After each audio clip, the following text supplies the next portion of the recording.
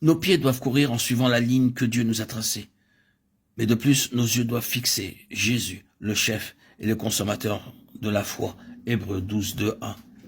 Dans l'original, ce passage peut être traduit par « regardant au-delà » vers Jésus, signifiant que nous regardons au-delà des choses qui sont autour de nous pour ne regarder que vers Jésus seul. Nous ne regardons à rien sauf à Jésus. En regardant vers lui, nous pouvons courir dans le droit chemin. Il y a beaucoup de choses autour de nous qui peuvent captiver notre attention, nous éloigner du but à atteindre. Ce n'est qu'en regardant au-delà, vers Jésus, que nous sommes maintenus dans la course divine.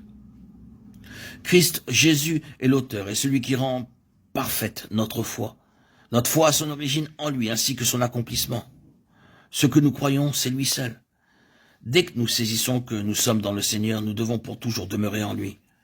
Nous devons maintenir en lui seulement notre pensée.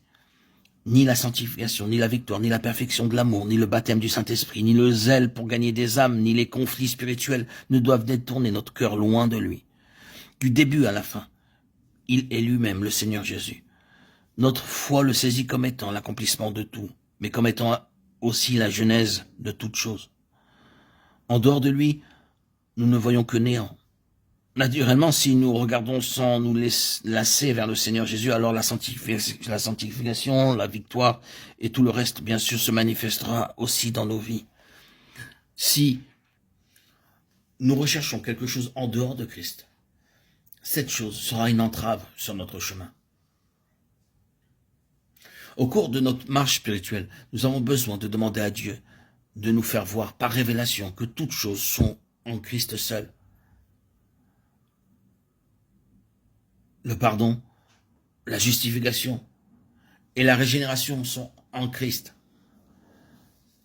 La sainteté, la victoire et la plénitude du Saint-Esprit sont également en Christ. Christ est tout cela. Il est le commencement de tous les commencements et la fin de toutes les fins. Notre tout est en lui. Hors du Seigneur, nous ne pouvons pas courir la course qui est placée devant nous. Regarder plus loin est la condition sine qua non pour regarder vers le Seigneur. À moins de regarder au-delà des choses, nous ne pourrons pas voir Jésus. Si le coureur regarde ici et là, il ne pourra pas bien courir. Il peut même se tromper de chemin, prendre une voie détournée ou même être complètement arrêté. Dieu donc nous appelle à ne regarder à autre chose qu'au Seigneur Jésus. Soulignons que l'introspection est dangereuse pour le progrès spirituel.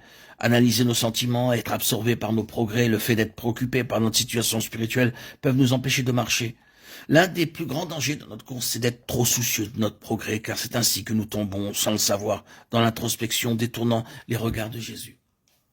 Que signifie donc regarder à Jésus? Ce n'est pas regarder à nous-mêmes. Regarder vers Jésus, c'est être tellement attiré par lui que la personne délaisse son monde intérieur et s'attache à celui qu'elle regarde. Vers quel Jésus devez-vous regarder? Vous regardez vers ce Jésus qui est à la fois l'auteur de notre foi et celui qui l'a conduit à la pleine maturité. Ce Jésus en qui tout est récapitulé. Le secret du progrès spirituel, c'est de savoir comment ne pas demeurer dans notre propre conduction. Celui qui sait comment ne pas regarder à lui-même est vraiment béni.